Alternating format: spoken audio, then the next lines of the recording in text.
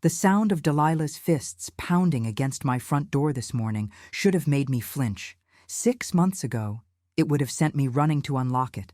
Apologies already forming on my lips for whatever imagined slight had upset her. But today, standing in my living room with my hands wrapped around a warm cup of Earl Grey tea, I simply watched through the side window as my daughter-in-law hammered against the solid oak door I'd had rekeyed at 6 o'clock this morning. "Ophelia!" Her voice cracked with a hysteria that would have been almost funny if it weren't so pathetic. "Open this door right now! You can't do this to us!" I took a slow sip of my tea. The bergamot was particularly fragrant this morning, cut through perfectly by a thin slice of lemon. My hand didn't shake. That surprised me more than anything else about this moment. After 3 years of my hand trembling every time I had to have a difficult conversation with my son, after countless nights lying awake wondering if I was being too harsh or not generous enough, my hand was finally, blessedly, steady. Delilah's screaming continued, each word more shrill than the last. "I know you're in there! Your car is here! Ophelia!" I glanced at Millicent, who stood near the fireplace with the kind of calm that came from 40 years of destroying people's arguments in courtrooms. Millie had arrived at 5:30 this morning, right after the locksmith finished his work. She'd brought coffee from the artisan place downtown, the good kind that costs $8 a cup, and she'd smiled at me with something that looked like pride. "Right on schedule," Millie said now, checking her watch. 2 minutes until Beckett arrives, if the pattern holds. The pattern. God, the pattern. For 3 years I'd watched the same pattern repeat itself over and over, and I'd convinced myself each time that this would be the last time, that my son would finally grow up, that Delilah would stop manipulating him, that I could stop being the bank they withdrew from whenever their poor decisions caught up with them. $6,500 every single month for 36 months. That's $234,000. Enough to buy a house in most parts of this country. I'd given them the equivalent of a house, and they'd burned through it like kindling. The screech of tires on my circular driveway announced Beckett's arrival exactly 120 seconds after Delilah's pounding began. I knew it would be exactly 2 minutes because Millie's investigator had documented their pattern. Delilah always arrived first, alone, to soften me up with tears and manipulation. When that didn't work within 2 minutes, she'd call Beckett, who would arrive in a panic, ready to defend his wife and demand that his mother stop being unreasonable. I watched through the window as my 32-year-old son threw open the door of his silver Audi, the one I'd helped him make the down payment on 18 months ago, and practically fell out of the driver's seat in his rush to get to my door.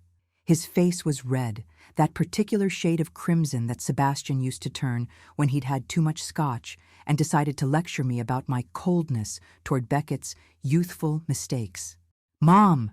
Beckett's voice joined Delilah's in a cacophony that probably had my neighbors, bless their discreet New England souls, peeking through their curtains. "Open this door now! We know you're in there!" He kicked the door. Actually kicked it like a toddler having a tantrum. My son, whom I'd carried in my body for 9 months, whom I'd nursed through colic and chicken pox and his father's casual cruelty, was kicking my door because I'd finally stopped letting him treat me like an ATM with a heartbeat. "Mom, please." His voice cracked on the last word, shifting from anger to that wheedling tone he'd perfected around age 7 when he realized tears worked better on his father than demands. "We need to talk to you. You can't just change the locks without telling us." Actually, I could. It was my house, my name on the deed, my money that paid the property taxes every year, all $14,000 of them, my decision who got a key. But that kind of logic had never penetrated the bubble that Sebastian had built around Beckett, the bubble that said the world owed him comfort and his mother owed him everything. I felt Millie's hand on my shoulder. "Ready?" she asked quietly. I nodded. Behind me, positioned around my living room like chess pieces on a board, sat the people who would make this morning possible. Richard Thornton, my attorney, with his leather briefcase open on the side table. Dr. Patricia Morrison, the psychiatrist Millie had called in as an expert witness, perched on the edge of my grandmother's Victorian settee. A notary public whose name I'd already forgotten, but whose presence made everything legal. and 2 private investigators who'd spent the last 3 weeks documenting every lie, every manipulation, every secret my son and daughter-in-law thought I was too stupid or too dotty to discover. "Let them in," I said. My voice came out stronger than I expected. "They're going to have a surprise." Millie walked to the front door with the purposeful stride of someone who'd spent decades making opposing counsel nervous. She unlocked the new deadbolt, solid brass, pick-proof, the locksmith had assured me, and swung the door open. Beckett and Delilah practically fell into my foyer, their momentum carrying them forward in a stumble that would have been comic if my heart weren't breaking in real time. Beckett recovered first, opening his mouth to launch into whatever speech he'd prepared on the drive over. Then he saw the room full of people behind me. The color drained from his face so fast, I actually worried for a moment that he might faint. Delilah's reaction was slower but more dramatic. Her eyes went wide, darting from face to face, and I watched her brain working frantically to recalculate, to figure out how to spin this, to find an angle. That's what she did, my daughter-in-law. She found angles. "What?" Beckett's voice came out as a croak. He cleared his throat and tried again. "Mom, what is this? Who are all these people?" I walked toward them slowly, my teacup still in my hand, because I needed something to hold on to, something to remind me that my hands were steady now. "Sit down, Beckett. You too, Delilah. I'm not sitting anywhere until you explain what the hell is going on." Delilah's voice had that sharp edge she used when she felt cornered, the edge that came out in the audio recordings Millie's investigator had captured over the last 3 weeks. The edge that said, "I'm losing control, and I hate it." "You'll sit," Millie said from her position blocking the door, "or you'll leave. Those are your 2 options. There is no third option where you stand in Ophelia's home making demands." Something in Millie's tone, that courtroom steel wrapped in silk, made Delilah's knees bend automatically. She sank into the chair nearest the door, the one I deliberately left open for her, positioned so she'd have to look directly at the coffee table where 3 manila envelopes sat in a neat row. Each envelope had a name on it, written in my own careful handwriting this morning while I waited for the locksmith to finish his work. Beckett remained standing for another few seconds, swaying slightly, before he too dropped into a chair. He looked at me with confusion and something else, fear, maybe, or the first glimmerings of understanding that this wasn't going to go the way he'd planned. "You came here this morning with paperwork," I said, setting my teacup down on the mantel and folding my hands in front of me. My wedding ring caught the morning light streaming through the window. Sebastian had been dead for 3 years, but I still wore the ring because taking it off felt like admitting I'd wasted 32 years on a man who'd undermined me at every turn, who'd taught our son that women existed to serve and fund male comfort. "You were planning to have me declared mentally incompetent. You'd even hired a psychiatrist, Dr. Brennan, I believe his name is, who was willing to diagnose me with severe cognitive decline after a 20-minute consultation that you paid for in advance." Beckett's face went from white to gray. "How did you—" "A secretary at the 3rd law firm you consulted was disgusted enough by your plan to call me anonymously." I picked up the first envelope from the coffee table. "This envelope contains copies of your consultations with 3 different law offices about having me interdicted. It contains email exchanges between you and Delilah discussing how to gather evidence of my supposed dementia. It contains text messages where you debated whether my forgetting where I left my car keys last week constituted proof of cognitive decline." I tossed the envelope onto Delilah's lap. She flinched like I'd thrown acid. "I'm 58 years old," I continued, my voice steady despite the fury burning in my chest. "I run a business that generated $412,000 in net profit last year. I manage a stock portfolio worth $3.8 million. I serve on 2 nonprofit boards and the Chamber of Commerce. But because I asked you to start paying your own cell phone bill, you decided I must be senile." "Mom, that's not—" "It wasn't like that." Beckett stumbled over his words, his hands reaching toward me in a gesture that might have worked when he was 7, but looked grotesque now. "Envelope 2. I picked up the second manila folder, this one thicker than the first. Richard Thornton stood up and moved to my laptop, which was positioned on the side table, already open and queued up to play. "This contains documentation of your financial situation. $183,000 in credit card debt, $15,000 a month in spending for the last 3 years, despite me giving you $6,500 a month. A predatory loan at 23% interest that comes due in... I glanced at Richard, who held up 4 fingers and a thumb. 45 days. Beckett made a choking sound.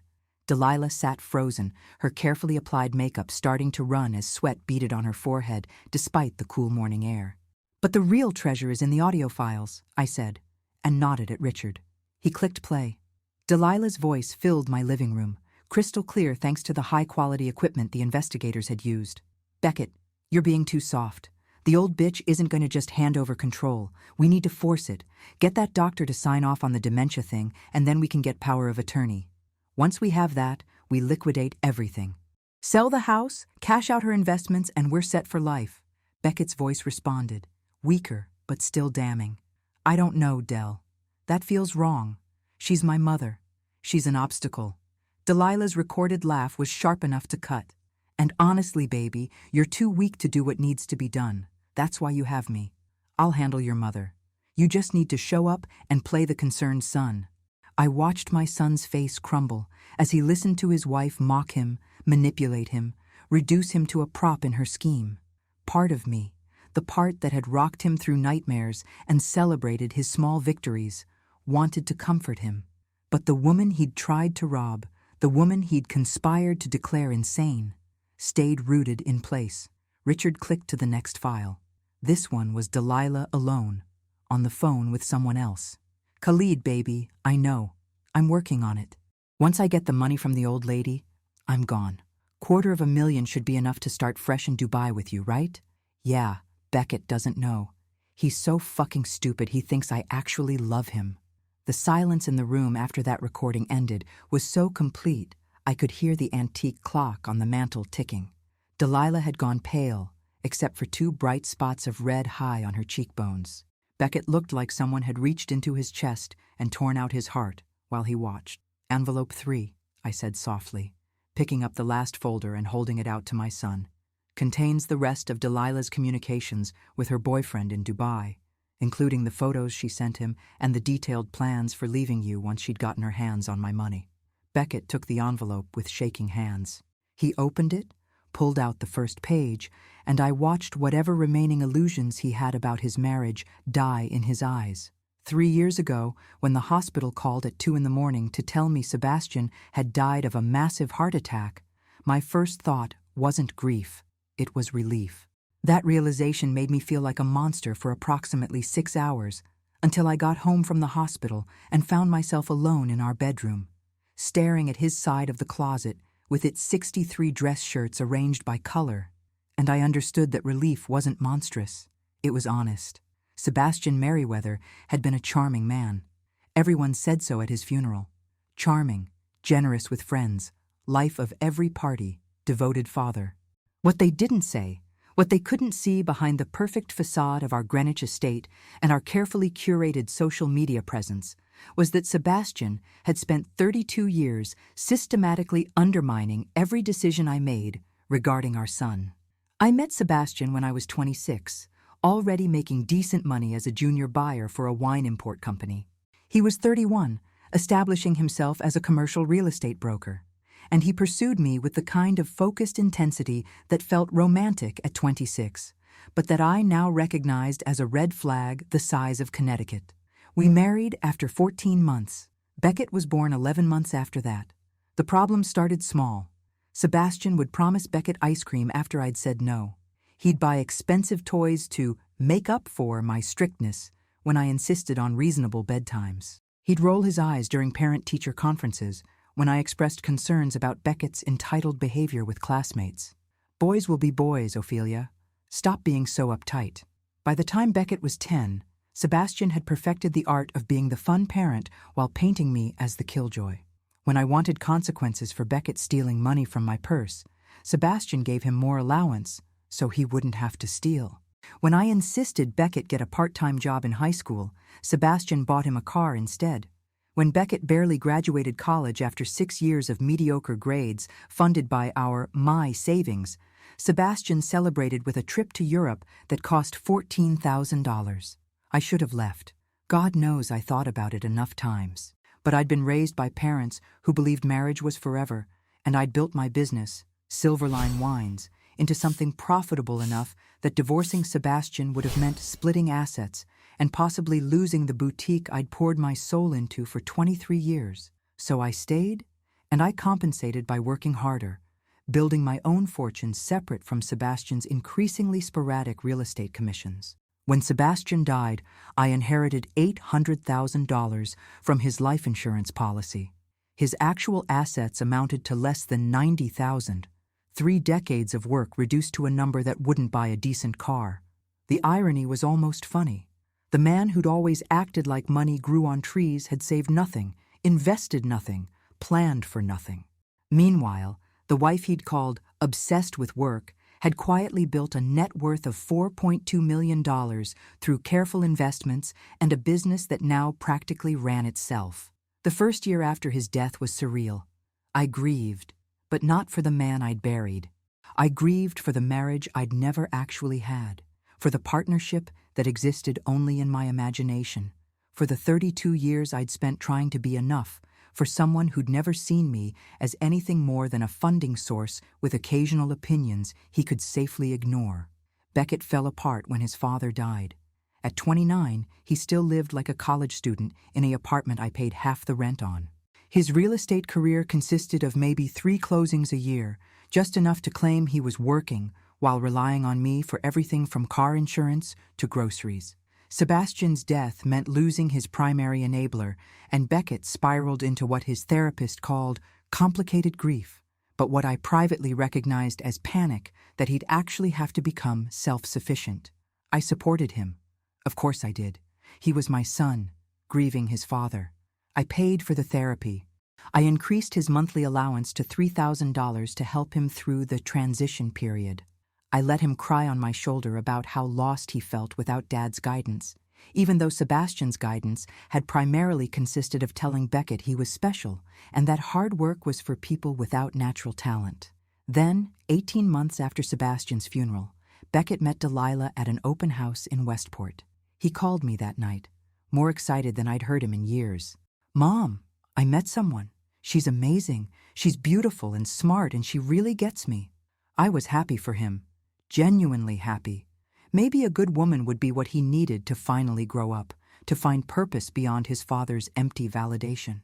I met Delilah 3 weeks later at a Sunday brunch I hosted. She arrived in a cloud of expensive perfume, wearing a dress that cost more than most people's monthly rent, her black hair gleaming and her smile bright enough to light up my dining room. "Mrs. Merriweather, your home is absolutely gorgeous. Beckett told me you had impeccable taste, but this exceeds everything I imagined." The compliments came fast and thick. My art collection was museum quality. My garden was like something from a magazine. My dress was elegance personified.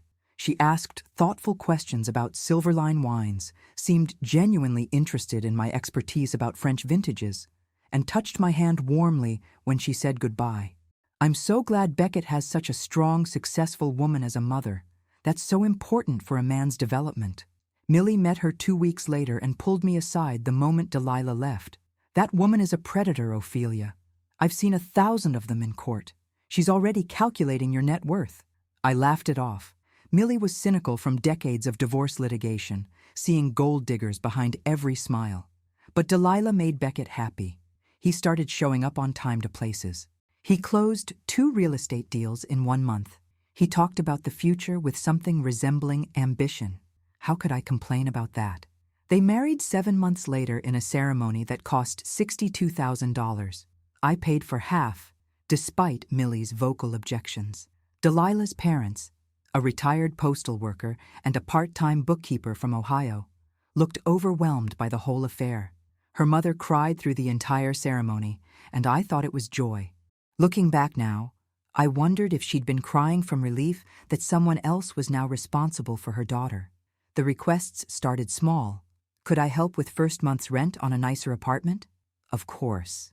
Could I co-sign on a car lease for Delilah since her credit was still recovering from student loans? Sure. Could I fund a small investment account to help them build wealth the way I had? Why not? I wanted them to succeed. Then the monthly support began. $3,000 for Beckett became $5,000 for the household.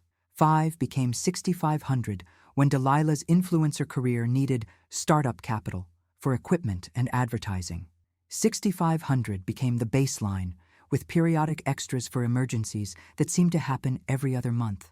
A dental emergency, $2,000. Car repairs, $3,500. A business opportunity that required immediate investment, $8,000. I told myself I was helping them launch their lives. I told myself it was temporary. I told myself that Delilah's Instagram following of 47,000 people would eventually translate into real income. I told myself that Beckett's real estate license would eventually lead to consistent commissions. I told myself so many lies that I almost believed them. The truth started seeping through about 8 months ago, in small observations I tried to ignore. Delilah's modest influencer lifestyle involved designer handbags I recognized as costing $3,000 each. Their budget-friendly dinners were at restaurants where entrees started at $75. The business expenses, Delilah claimed, for her Instagram included a trip to Bali that lasted 2 weeks and a photo shoot in Manhattan that cost more than most people's monthly salary. When I gently suggested they might want to reduce expenses, Delilah's smile got tighter. We're investing in our future, Ophelia. You, of all people, should understand that building a brand requires capital. When I mentioned to Beckett that 3 years of support should have been enough time to establish independence, he looked at me like I'd suggested he cut off his own arm. Mom, we're trying. The market is tough right now. Delilah's following is growing, but monetization takes time. I can't believe you're putting pressure on us when you know how hard we're working. The guilt worked. It always worked. I backed off, wrote another check, and tried to ignore the growing knot in my stomach that whispered I was watching my son become his father. Charming, entitled, convinced the world owed him comfort funded by someone else's labor. 2 months ago, everything changed. Millie called me on a Tuesday afternoon and said 4 words that would reshape my entire life. We need to talk. Millie arrived at my house 30 minutes after that phone call, carrying a leather portfolio that looked ominous in its thickness. She didn't bother with pleasantries. We'd been friends for 23 years, ever since we'd served together on the Greenwich Historical Society board, and she knew I could handle direct conversation. I hired a private investigator to look into Beckett and Delilah's finances, she said, dropping the portfolio on my kitchen table with a thud that seemed to echo through the room. My first instinct was anger. You had no right to... I had every right as someone who loves you and has watched you bleed money for 3 years while looking progressively more exhausted. Millie opened the portfolio and pulled out the first stack of papers. Before you get self-righteous about privacy, look at this. The documents showed credit card statements in Beckett's name. Page after page of charges at restaurants, boutiques, online retailers, luxury hotels. The balances made my stomach turn. $63,000 on one card. $47,000 on another. Another showed $52,000. I kept flipping through statements until I reached the summary page the investigator had prepared. Total credit card debt of $183,000. That's not possible, I whispered. I give them $6,500 a month. How could they? Because they're spending $15,000 a month minimum. Millie pulled out another sheet. This one a detailed breakdown of expenditures over the last 3 years. Delilah's wardrobe costs average $4,000 monthly. Dining out is another $3,000. The Bali trip was $17,000.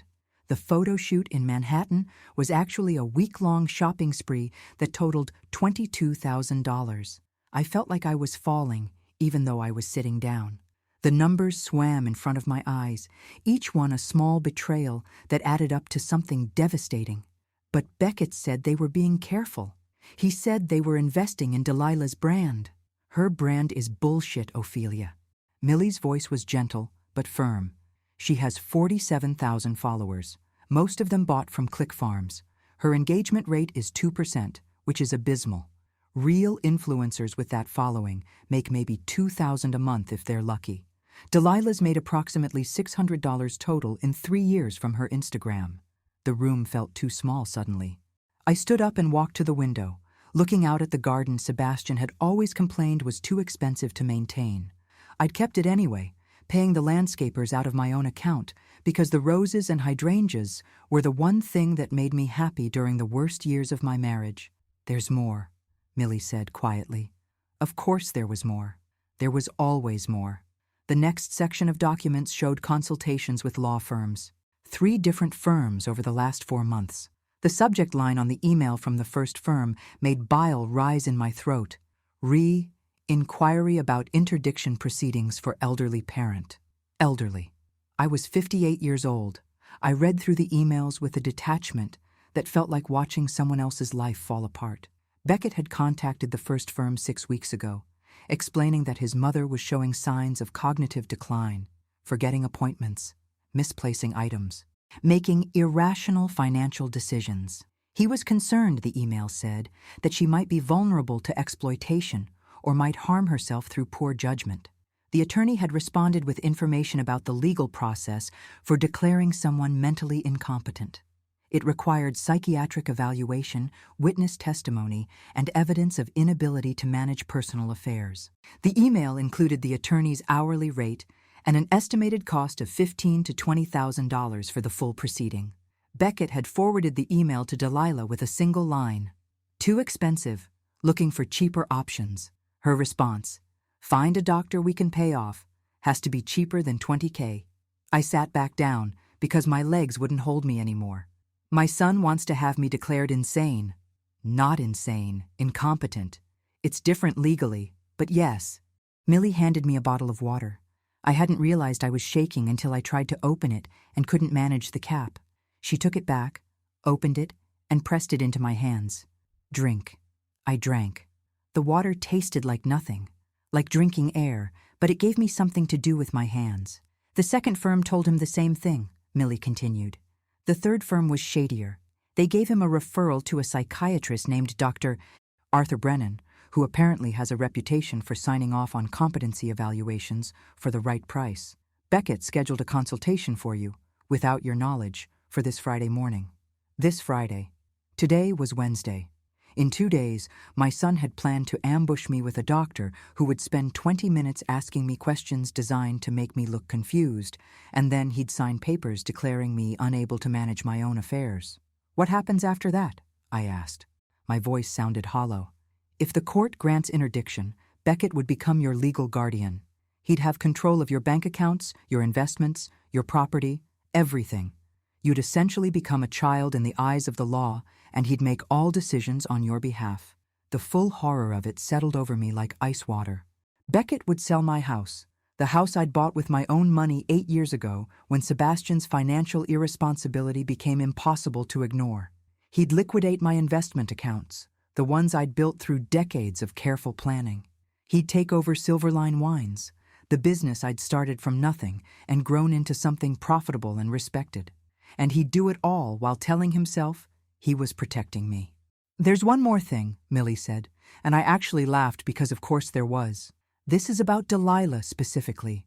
She pulled out printed screenshots of text messages, WhatsApp conversations, and Instagram DMs. The messages were between Delilah and someone named Khalid Al-Rashid, a businessman based in Dubai.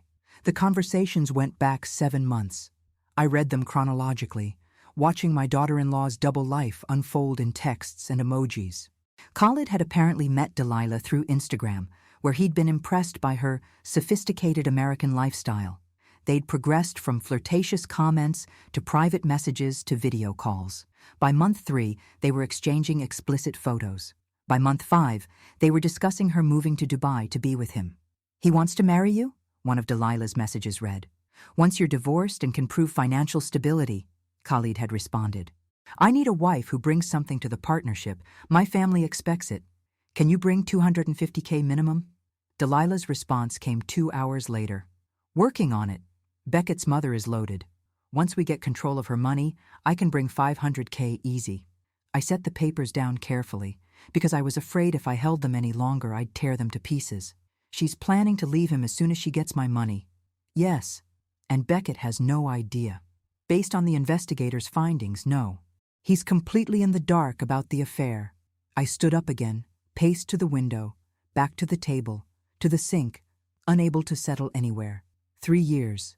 3 years of checks written and boundaries eroded and my own judgment doubted. 3 years of watching my son transform into someone I barely recognized while his wife systematically planned to rob me and abandon him. What kind of mother doesn't see this? The question came out broken. What kind of mother gives and doesn't notice her own son is trying to destroy her? Millie grabbed my shoulders, forcing me to look at her. The kind of mother who spent 32 years married to a man who taught her that her judgment was always wrong. The kind of mother who was trained to second-guess every instinct because her husband undermined her at every turn. The kind of mother who loved her child so much she couldn't see that Sebastian had already turned him into a replica of himself. Stop blaming yourself for being a good person, Ophelia. I pulled away and paced to the other side of the kitchen. What do?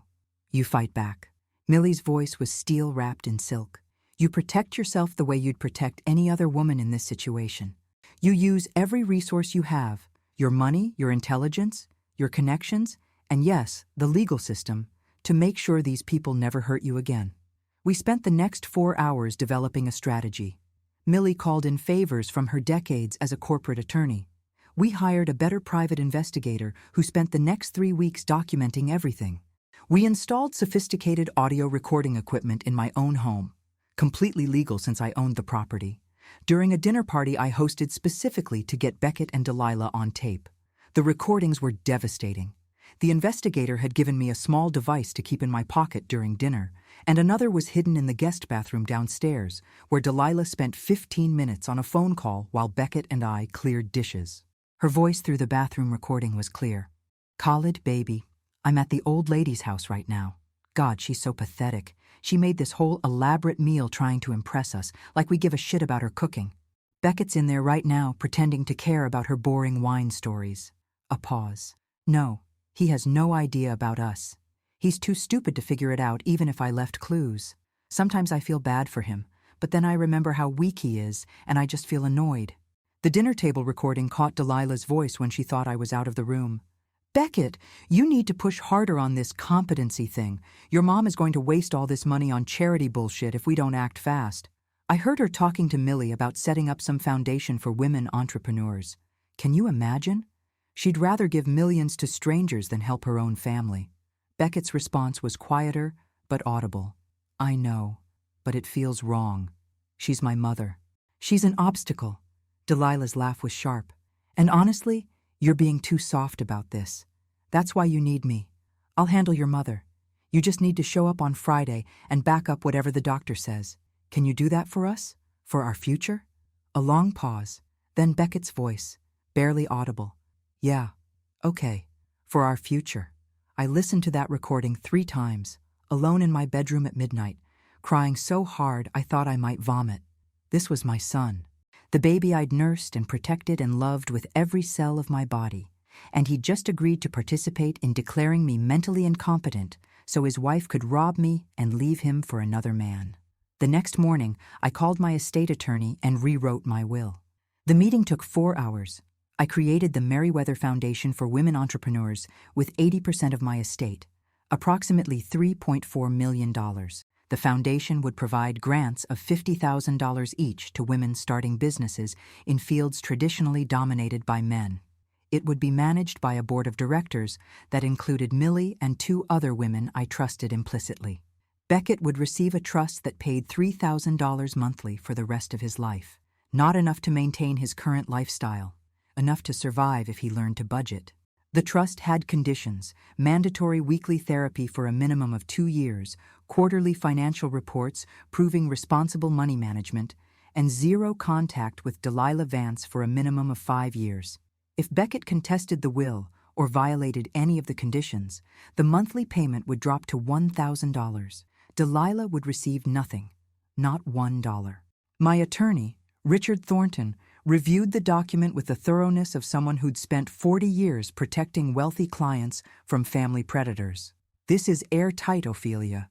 But you understand that changing your will doesn't protect you from the interdiction proceeding.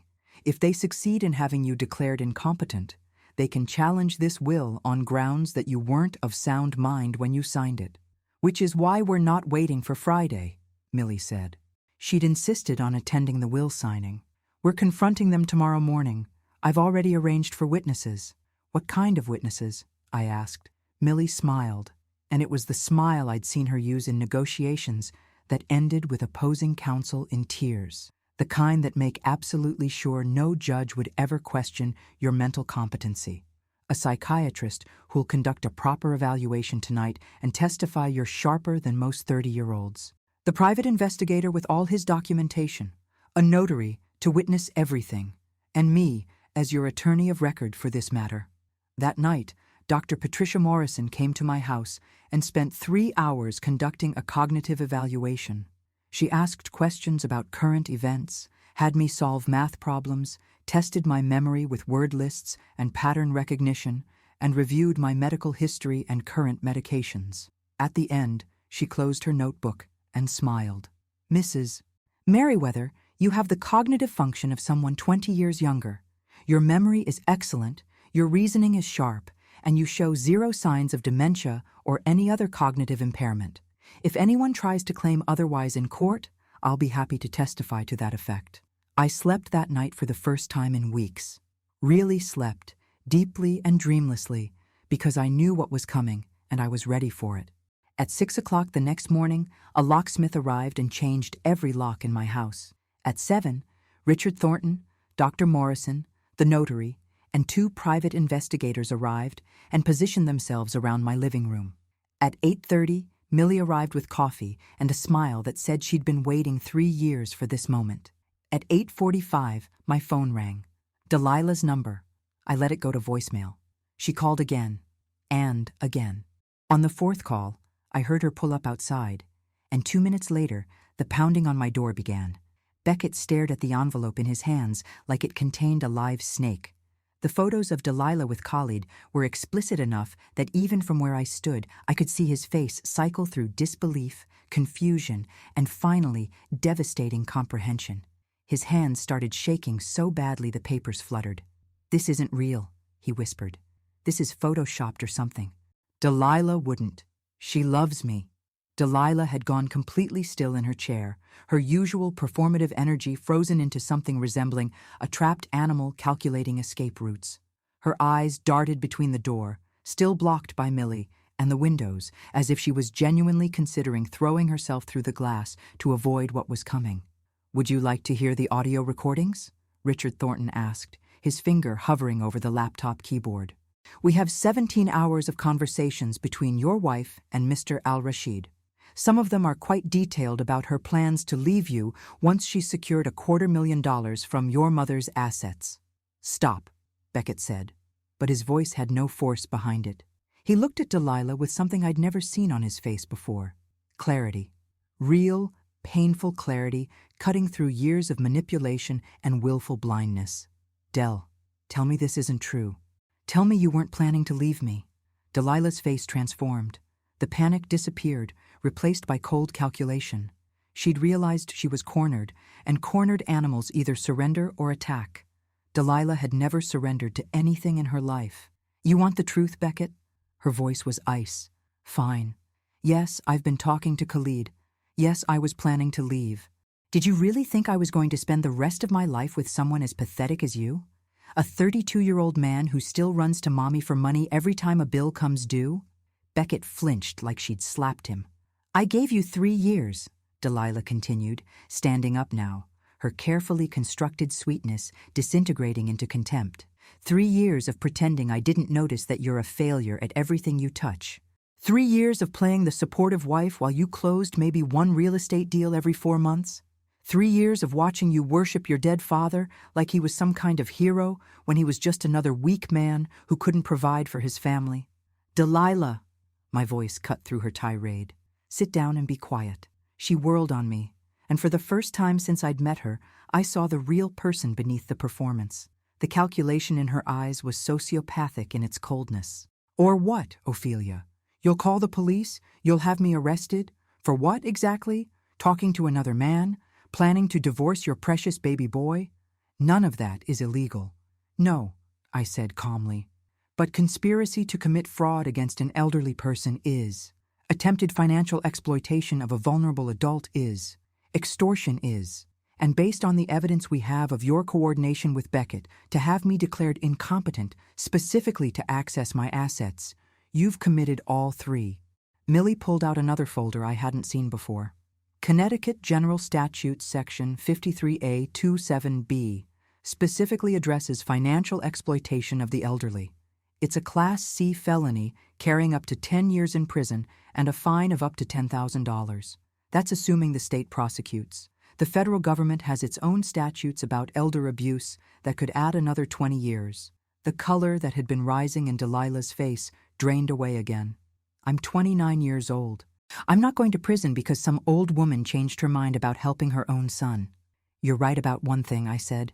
You're 29 years old, which means you'll be 49 when you get out, assuming good behavior and concurrent sentencing instead of consecutive. That's if both state and federal prosecutors decide to pursue charges. Of course, that assumes we press charges at all. Delilah's eyes narrowed. What do you want?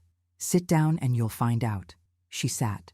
Beckett had been silent through her entire outburst, still clutching the photos like they were the only solid thing in a world that had turned liquid and unstable.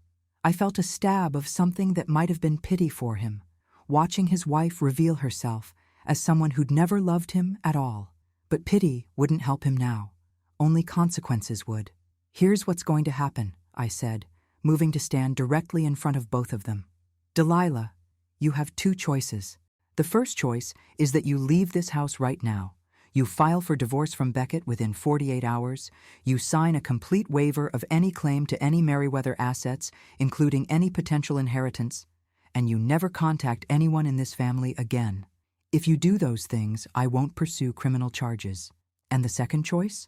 Her voice was venomous. I turn over all of this evidence to the Connecticut State Police and the FBI field office in New Haven. They'll investigate, and based on what Millie's contacts in the prosecutor's office have indicated, they'll charge you. You'll be arrested, you'll go to trial, and you'll be convicted because we have 17 hours of recorded evidence of your conspiracy. Delilah's jaw clenched so hard I could see the muscles jumping. You can't prove I knew about the interdiction thing. That was all Beckett.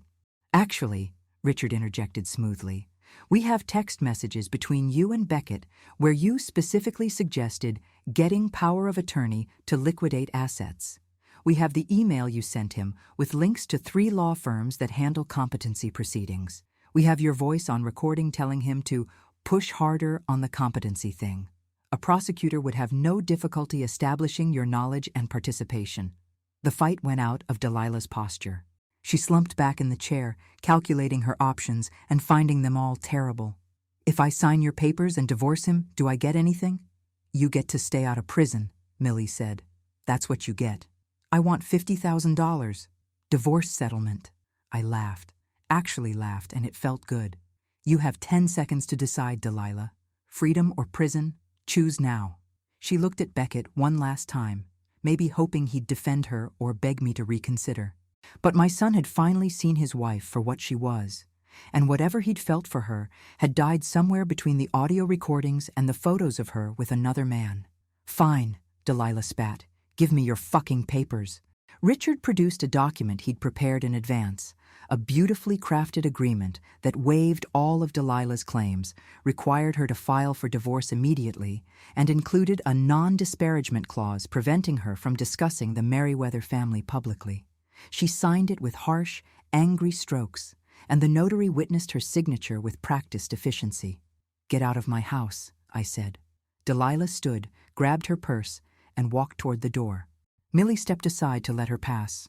At the threshold, Delilah turned back one last time. You're a bitter old woman, Ophelia. No wonder Sebastian died young. Being married to you probably killed him. The barb should have hurt. Maybe yesterday it would have. But today, standing in my living room surrounded by people who'd helped me protect myself, I felt nothing but relief that this toxic person would never be in my life again. Goodbye, Delilah, I said simply. The door closed behind her, and the house felt cleaner immediately, like someone had opened all the windows and let fresh air sweep through rooms that had been stale for too long. Beckett hadn't moved. He sat with the photos still in his hands, tears running down his face, his entire world shattered around him. And now came the hardest part. Not confronting the woman who'd tried to rob me, but dealing with the son who'd helped her try. The silence after Delilah left was thick enough to choke on. Beckett sat motionless in the chair, tears streaming down his face, the photos of his wife's betrayal scattered across his lap. I wanted to comfort him. Every maternal instinct I'd developed over 32 years screamed at me to go to him, hold him, tell him everything would be okay. But that was exactly the instinct that had created this mess in the first place. "Beckett," I said, keeping my voice steady. "Look at me." He raised his head slowly. His eyes were red-rimmed and devastated, and he looked younger than 32, more like the little boy who used to crawl into my bed after nightmares, seeking comfort that Sebastian always said would make him weak. "Mom, I'm so sorry. I didn't know about Khalid. I swear I didn't know she was—" "Stop." I held up my hand. "I don't care about Khalid right now. I care about the fact that you were actively trying to have me declared mentally incompetent so you could steal my life's work. I wasn't trying to steal— what would you call it?" My voice rose, despite my intention to stay calm. "You consulted 3 law firms about having me interdicted. You were planning to bring a paid-off psychiatrist to my house on Friday to diagnose me with dementia after a 20-minute conversation. You discussed with your wife, your now ex-wife, how to liquidate my assets once you had power of attorney. What word would you use for that if not theft?" Beckett's face crumpled. "I thought I was helping. Delilah said you weren't thinking clearly, that you were making bad financial decisions, that someone could take advantage of you. She said we needed to protect you." "Protect me from what exactly?" I moved closer, standing over him now. "From running a business that generated over $400,000 in profit last year? From managing investments that have grown by 18% annually? From serving on boards and committees where people value my judgment? What precisely about my behavior suggested I needed protection?" He had no answer. The silence stretched between us like broken glass, sharp and dangerous. "I'll tell you what you were really doing," I continued. "You were looking for a way to access money you hadn't earned and didn't deserve. You were following in your father's footsteps, believing that charm and need should be enough, that actually working for something was beneath you. And when I started suggesting you might need to support yourself, you decided the problem wasn't your spending or your lack of effort. It was my mental state." "That's not fair," Beckett said, but his voice was weak. "Dad always said family helps family. He said that's what money is for." "Your father," I said, each word deliberate, "died with less than $90,000 to his name after 30 years of work. Your father spent every dollar he made, and most of what I made, maintaining an image of success instead of building actual security. Your father taught you that money appears magically and that consequences are for other people. And your father, God rest his soul, was wrong about almost everything related to financial responsibility." Beckett flinched at every sentence. I'd never criticized Sebastian to him before, not once in 3 years since the funeral. I'd maintained the fiction that his father had been a good man who loved him, because what purpose did it serve to tell a grieving son that his father had been a charming failure? But we were past the point of protective fictions now. "I loved your father," I said, my voice softer but no less firm. "Parts of him anyway. But he damaged you, Beckett. He taught you that being loved meant being indulged, that having needs meant having them met immediately by someone else. That manhood was about appearance rather than character, and I let it happen because I was tired of fighting both of you, tired of being the mean one, tired of being told I was too harsh or too demanding or too focused on consequences." I sat down in the chair across from him, suddenly exhausted. "But I'm done with that now. I'm done funding a lifestyle you haven't earned. I'm done being your backup plan every time your decisions don't work out. I'm done being treated like an ATM that occasionally offers unwanted opinions." "What are you saying?" Beckett's voice was small, frightened. "I'm saying I've changed my will. 80% of my estate now goes to a foundation for women entrepreneurs. You'll receive $3,000 a month from a trust fund for the rest of your life. Enough to live on if you budget carefully, not enough to waste." His face went white. "3,000? Mom, I can't live on $3,000 a month." "Millions of Americans live on less," I said. "You'll have to learn to budget, get a roommate, cook your own meals, drive a car that's 5 years old instead of 2. Live like the adult you should have become a decade ago. But my rent alone is $2,800. Then move somewhere cheaper. That's what adults do when their expenses exceed their income. They adjust. Beckett stood up, agitation making him pace. I can't believe you're doing this. I'm your son, your only child. How can you just cut me off like I'm nothing to you? I'm not cutting you off. I'm establishing boundaries that should have existed years ago. I stood too, needing to meet his eyes at the same level. The trust has conditions, Beckett. You'll receive the $3,000 monthly if and only if you attend therapy weekly for a minimum of 2 years. If you provide quarterly financial reports showing responsible money management, and if you have 0 contact with Delilah for at least 5 years. Therapy? You think I'm crazy? I think you've been manipulated and enabled your entire life, and you need professional help to develop into a functional adult. That's not crazy. That's honest. He stared at me like I was a stranger. Maybe I was. Maybe the mother he'd known, the one who always said yes, who always smoothed things over, who always chose peace over principle, was finally, permanently gone. What if I refuse? He asked. What if I don't agree to your conditions? Then the monthly payment drops to $1,000, still enough to survive, not enough to be comfortable. You choose. This is blackmail. This is parenting, I corrected. Real parenting, the kind you should have received from your father and from me all along.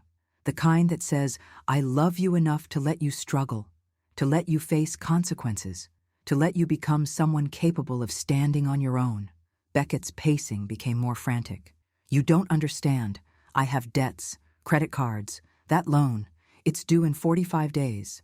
I need at least $50,000 to cover everything, or they'll file for bankruptcy. Millie interjected from her position by the fireplace. Chapter 7 will discharge most of your unsecured debt within 6 months. Your credit will be damaged for 7 to 10 years, but you're already in financial crisis. Bankruptcy is what it exists for. I can't declare bankruptcy. Do you know what that would do to my real estate career? Then earn enough to pay your debts, I said simply. Get serious about your job. Work 40-hour weeks instead of 20. Take clients you've been ignoring. Do open houses on weekends. Act like someone who actually needs the income instead of someone playing at having a career. You're enjoying this. His voice turned bitter. You're enjoying watching me fall apart. You've always resented that Dad and I were close, that he actually loved me unconditionally instead of keeping score like you do. The accusation stung because it was designed to. But I'd spent 3 years in therapy after Sebastian died, working through exactly these guilt triggers, understanding how emotional manipulation worked and why I'd been so susceptible to it. Your father loved you, I agreed. But love without boundaries isn't love. It's harm disguised as affection. He loved you right into believing you were special enough that ordinary rules didn't apply. He loved you into incompetence. And I loved you into dependence by trying to compensate for his overindulgence with my resources. We both failed you, Beckett, but I'm done failing you now. He stopped pacing and looked at me with something that might have been hatred. If you're done with me, then I'm done with you. I don't need your therapy or your conditions or your $3,000 a month. I'll figure it out on my own. Good, I said, and I meant it. I hope you do. I genuinely hope you figure out how to support yourself, how to make decisions based on reality instead of entitlement, how to build something real instead of maintaining illusions. If you do that, maybe someday we can have an actual relationship based on mutual respect instead of financial dependency. And if I don't, then you'll learn the hard way, which is apparently the only way that works for you. I walked to the table and picked up another envelope, the last one Richard had prepared. This contains information about bankruptcy attorneys, addiction counselors, because Millie's investigator documented that you've been using cocaine with Delilah regularly for the last 8 months, and therapists who specialize in financial trauma and family dysfunction. The choice to use these resources is yours. Beckett's face flushed red at the mention of cocaine. You had me investigated like a criminal. I had you investigated like someone I love who was showing signs of self-destructive behavior and dishonesty. The cocaine use alone could kill you, Beckett. But I can't save you from yourself. Only you can do that. He took the envelope with shaking hands. For a moment I thought he might tear it up and throw it in my face. Instead, he just held it, staring at my handwriting on the front that said his name in the careful cursive I'd taught him when he was 7 years old. "You have 30 days to move out of your current apartment and find something you can afford," I said. "I'll pay your rent for this month and next month only. After that, you're on your own. The 3,000 monthly payments begin after you provide proof of 6 months of consistent therapy. Not 6 sessions, 6 months. What if I can't find a therapist who'll take me on those terms?" Richard spoke up from his position near the window. "Any licensed therapist can provide documentation of regular attendance. The trust document doesn't specify the type of therapy, only that it be with a licensed professional for a minimum of 1 hour per week for 24 consecutive months. Plenty of therapists work on sliding scales for clients with limited income." Beckett looked around the room at all the witnesses to his humiliation. The psychiatrist, the notary, the investigators, Richard, Millie, me, his mother who'd finally stopped being the endless well he could draw from and had become instead a boundary he couldn't cross. "I hate you right now," he said quietly. "I hate you so much." "I know," I said, and tears finally came to my eyes even though I'd been determined not to cry. "You might hate me for a long time, maybe forever, but I'd rather you hate me and learn to stand on your own than love me and never grow up. Because what you feel for me right now isn't love, Beckett. It's dependency, and dependency poisoned by resentment isn't worth protecting." He stood there for another moment, envelope in hand, tears on his face matching mine. Then he turned and walked toward the door. Millie stepped aside to let him pass, and I heard his footsteps cross the foyer, heard the new lock click as he opened the door, heard the sound of his car starting in the driveway. The door closed, the engine noise faded. My son was gone. I sat down heavily on the couch, the strength that had carried me through the confrontation suddenly evaporating. My hands shook so badly I had to press them against my knees to make them stop. The tears came harder now, 3 years of suppressed grief and anger and disappointment flowing out in harsh sobs that hurt my chest. Millie sat beside me and put her arm around my shoulders. She didn't tell me it would be okay. She didn't promise that Beckett would come around, or that I'd done the right thing. She just held me while I cried for the son I'd lost, not to death like Sebastian, but to choices and consequences and the brutal mercy of letting go. Dr. Morrison quietly packed up her materials. Richard and the notary prepared their documentation. The investigators slipped out the back door. Within 15 minutes, it was just Millie and me sitting in my living room, surrounded by the evidence of my family's destruction. "He'll be okay," Millie finally said. "Eventually, if he chooses to be. And if he doesn't choose, then you'll grieve that loss like any other. But Ophelia, you can't save people from themselves. You can only decide whether you're going to drown trying." I nodded against her shoulder, too exhausted to speak. Outside, the October sun was rising higher, painting my garden in shades of gold and amber. The roses I'd maintained, despite Sebastian's complaints, were blooming their last blooms before winter. Everything beautiful required maintenance, required boundaries, required sometimes cutting back what was dead to make room for what could still grow. I'd just cut back 32 years of overgrowth. Now we'd see what grew in its place. 6 months passed before Beckett called me. 6 months of silence so complete that I sometimes wondered if he'd disappeared entirely. If he'd done something desperate when the loan came due or the credit card companies started calling. But Millie's investigator, I'd kept him on retainer for 3 months, just to be sure, reported that Beckett had filed for Chapter 7 bankruptcy, moved into a studio apartment in Stamford that cost $1,200 a month, and started seeing a therapist named Dr. Chen twice a week. The investigator also reported something I hadn't expected. Beckett was working, really working. 45, sometimes 50 hours a week at the real estate office. He'd closed 4 deals in the first 3 months, then 6 in the next 3. Nothing spectacular, but steady, real. When his name appeared on my phone screen that March morning, I stared at it for 3 rings before answering. "Mom?"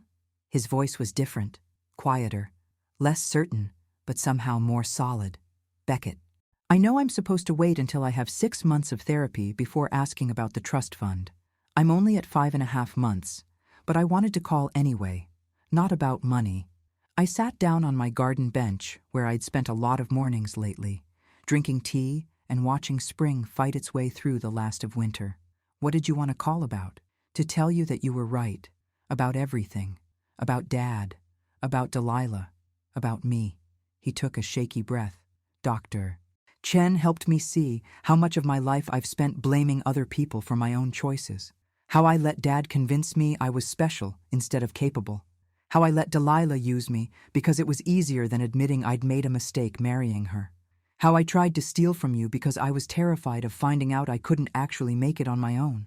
Tears pricked my eyes. I hadn't expected this. I'd prepared myself for years of silence, maybe forever. I'd made peace with the possibility that choosing boundaries meant losing my son entirely. I'm not calling to ask for forgiveness, he continued. I don't deserve that yet. Maybe ever. I just wanted you to know that the bankruptcy was the best thing that ever happened to me. Having nothing, having to build from zero. It's hard, Mom. It's so fucking hard. But it's the first time in my life I've felt like I actually earned something. Tell me about your work, I said, because I didn't trust myself to say anything about forgiveness yet. He did. For 20 minutes he talked about listings and negotiations, about difficult clients and successful closings, about learning to work weekends and follow up consistently and actually care about doing a good job. He talked about his tiny apartment with pride I'd never heard before, about cooking his own meals and budgeting for groceries and feeling accomplished when he made rent without help. I know I still have 2 weeks before I hit 6 months, he said finally, but I wanted to ask if maybe, when I do hit that mark, we could have coffee. Just coffee. Not at your house, somewhere neutral. I'm not ready to come back there yet. Too many memories of who I was. I'd like that, I said, and I meant it. Okay. A pause. I love you, Mom. I don't think I've said that and actually meant it since I was a kid, before Dad got in my head. But I mean it now. I love you too, sweetheart. After we hung up, I sat in the garden for another hour, watching the crocuses push through the mulch, small and determined and impossibly brave. Maybe that's what growth looked like. Not dramatic, not overnight, but persistent. One small push toward the light at a time. 3 weeks later, I met Beckett at a coffee shop in downtown Greenwich. He looked different, thinner, but in a healthy way. His clothes were clean but clearly old, worn in a way that suggested he was taking care of them instead of replacing them constantly. When he smiled at me across the table, it was tentative but genuine. We talked for 2 hours. About his therapy, about the apartment he'd learned to keep clean, about the budget spreadsheet he updated every week, about the amends he was working on making, not just to me, but to clients he'd let down, to co-workers he'd treated poorly, to himself for years of wasted potential. Dr. Chen says I'm doing something called rebuilding from rubble, he said, starting with nothing and seeing what I can actually build when I'm honest about my limitations. How does it feel? I asked. Terrifying, but also kind of amazing. He stirred his coffee, black, no sugar, because he couldn't afford the fancy drinks anymore. I closed a deal last week for a young couple buying their first home, $320,000 sale. My commission was $9,000. I sat in my car after the closing and cried because I'd earned it. Not you, not Dad's memory, not Delilah's manipulation. Me. I earned $9,000. Pride swelled in my chest, so fierce it almost hurt. That's incredible, Beckett. It's a start. He met my eyes. I know we're not okay yet. I know I can't just apologize and have everything go back to how it was. Not that it should go back, but maybe we could start building something new? Something honest? I'd like that very much. The Merriweather Foundation for Women Entrepreneurs launched in April with a gala that raised an additional $500,000 beyond my initial funding. 25 women received their first grants that night, $50,000 each, to start businesses in fields ranging from construction to software development to organic farming. I stood on the stage and looked out at those women's faces, saw their hope and determination and terror and courage, and I understood why I'd fought so hard to protect this. Millie stood beside me at the after-party, champagne in hand, surveying the crowd with satisfaction. You did it, Ophelia. You took the worst betrayal of your life and turned it into something that will outlive you. We did it, I corrected. I would have drowned without you. That's what friends are for. She clinked her glass against mine. Speaking of which, there's a very attractive gentleman who's been staring at you for the last 10 minutes. Donor committee, I think. Might be time to consider that not all men are Sebastian or Beckett. I laughed. One crisis at a time, Millie. But later, when the attractive gentleman, a retired architect named James who'd lost his wife to cancer 3 years ago, asked if I'd like to have dinner sometime to discuss the foundation's building plans, I surprised myself by saying yes. Beckett and I had coffee every 3 weeks now. Sometimes we talked about his work, sometimes about his therapy, sometimes about memories from before Sebastian's influence had poisoned everything. We didn't talk about Delilah. He'd signed the divorce papers 6 months ago and hadn't heard from her since. The investigator reported she was back in Ohio, working retail and dating someone new. Khalid had apparently lost interest when she showed up without the $250,000 she'd promised. At our 4th coffee meeting, Beckett handed me an envelope. Inside was a check for $500. It's not much, he said quickly. And it doesn't even begin to touch the $234,000 you gave me. But it's 5% of my commission from last month. I want to start paying you back, even if it takes me 30 years. I looked at the check, at my son's signature written carefully in the corner, at the proof that he was becoming someone who paid his debts. Then I tore it in half. His face fell. Mom, I don't want repayment, Beckett. I want you to take this $500 and put it in a savings account. Start building your own emergency fund. Start creating the security you never learned to value. That's how you pay me back, by becoming someone who doesn't need to be rescued. He stared at the torn check, then at me, and slowly nodded. Okay, I can do that. I know you can. On a Sunday morning in late May, I sat on my garden bench with fresh tea and the newspaper, watching the roses bloom in their first full glory of the season. My phone buzzed with a text from James asking if I was still interested in dinner this week. Another text from Millie with a news article about the foundation's success. A third from Beckett with a photo of his first real furniture purchase, a couch from IKEA that he'd assembled himself. I responded to all 3, then set the phone down and just sat in the silence of my garden, in my house with its new locks, in the life I'd rebuilt from the rubble of betrayal. The last 6 months had taught me something essential, that love without boundaries was just another form of harm, that being a good mother sometimes meant letting your child fall, that protecting yourself wasn't selfish, it was necessary, that the family you're born into isn't always the family that serves your growth. I'd lost the son I thought I had, but maybe, slowly, I was gaining the son he could actually become.